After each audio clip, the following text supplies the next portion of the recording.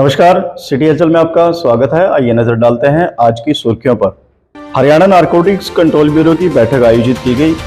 Green park colony में बंतो कटारिया का हुआ भव्य स्वागत। डीएवी गर्ल्स कॉलेज में 25 छात्राओं ने प्लेसमेंट ड्राइव में लिया भाग। भाजपा देश के सर्वांगीण विकास के लिए प्रतिबद्ध है, कहा कंवरपाल गुर्जर ने। निगम उप आयुक्त ने नागरिकों से अपील की। CIA 2 की टीम ने चैन स्नैचिंग के मामले में 2 आरोपियों को किया गिरफ्तार। विपक्ष जनता को गुमराह करने का प्रयास कर रही है, कहा कृषि मंत्री ने।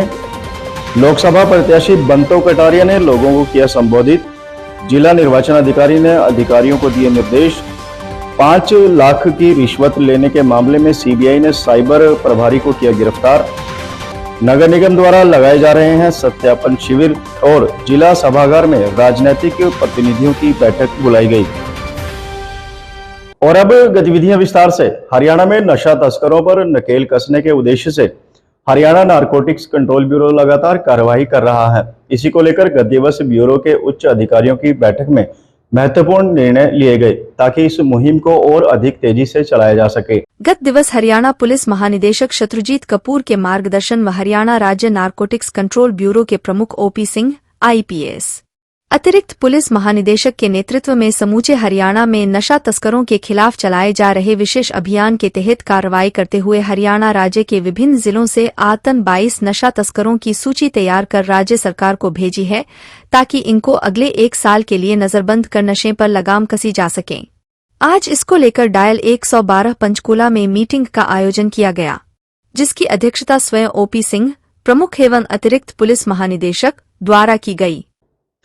रामपुरा कॉलोनी में ग्रीन पार्क के स्थानीय लोगों द्वारा भाजपा से लोकसभा उम्मीदवार बंतो कटारिया का भव्य स्वागत किया गया। इस अवसर पर बंतो कटारिया ने सभी से 25 मई को मतदान करने की अपील की। मौके पर उन्होंने भाजपा सरकार की योजनाओं और नीतियों को लेकर संबोधित भी किया। अंबाला संसदीय सीट से भाजपा प्रत्याशी बंतो कटारिया का ग्रीन पार्क में भव्य स्वागत किया गया और उन्हें हर संभव सहयोग का आश्वासन दिया गया।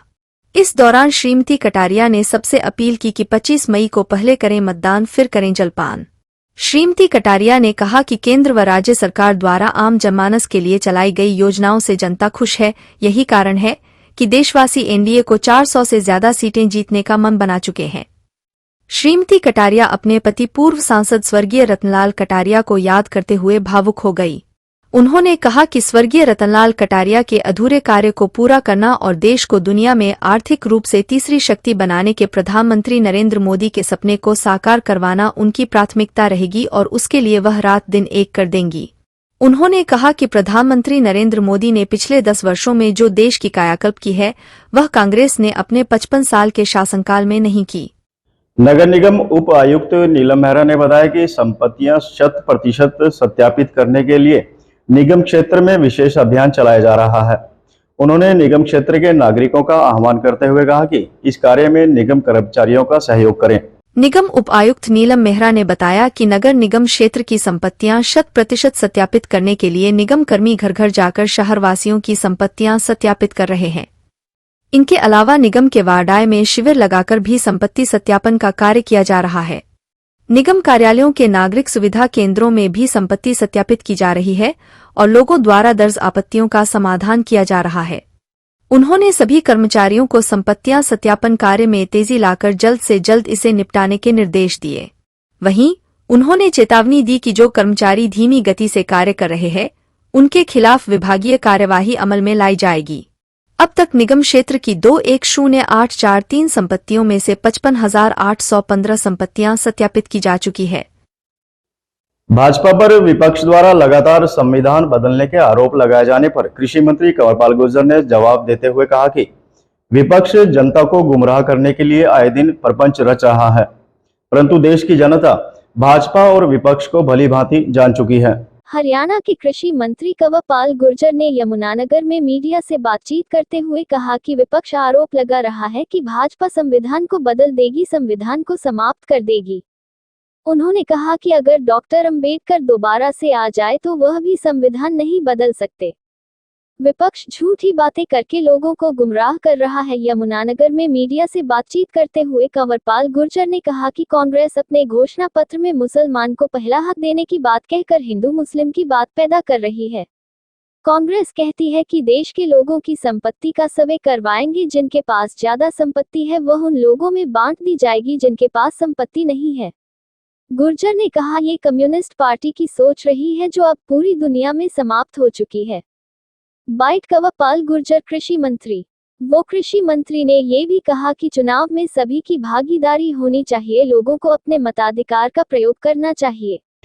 यमुनानगर में दर्ज एक आपराधिक मामले में नाम हटाने की एवज में साइबर थाना प्रभारी द्वारा ली गई 5 लाख की रिश्वत के बाद सीबीआई ने थाना प्रभारी को गिरफ्तार कर लिया है, जिसके चलते पुलिस अधीक्षक ने थाना प्रभारी को निलंबित कर विभागीय कार्यवाही शुरू कर दी है। यमुनानगर में दर्ज एक मामले में नाम हटाने को लेकर साइबर थाना प्रभारी द्वारा ली गई 5 लाख की रिश्वत के बाद सीबीआई द्वारा उन्हें गिरफ्तार कर लिया गया था, जिसके चलते यमुनानगर पुलिस अधीक्षक ने साइबर थाना प्रभारी को निलंबित कर विभागीय कार्रवाई शुरू किए जाने के आदेश दिए हैं।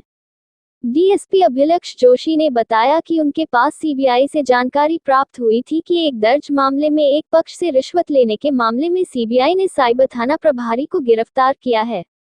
उन्होंने बताया कि इस साइबर थाना प्रभारी की गिरफ्तारी के बाद उनके खिलाफ विभागीय कार्रवाई भी शुरू कर दी गई है और उन्हें तत्काल प्रभाव से निलंबित कर दिया गया है। सीबीआई द्वारा साइबर थाना प्रभारी की गिरफ्तारी के बाद पुलिस अधीक्षक ने जहां साइबर थाना प्रभारी को निलंबित किए जाने के आदेश दिए हैं, वहीं पुलिस विभाग की अंदरूनी जांच भी शुरू कर दी गई है। इसके अलावा और किन किन लोगों से इस मामले में तार जुड़े हैं, इसकी भी जाँच की जा रही है।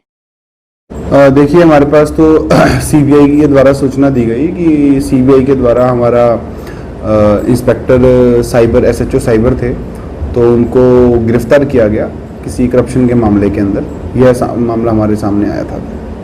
तो सर, इसमें और भी लोग गिरफ्तार हुए हैं? देखिए, जो पुलिस को यमुनानगर पुलिस को जो सूचना मिली थी उसमें यमुनानगर पुलिस के एक इंस्पेक्टर, उनको गिरफ्तार किया गया है। आज के अंक में बस इतना ही। अगले अंक में फिर मिलते हैं, तब तक के लिए नमस्कार।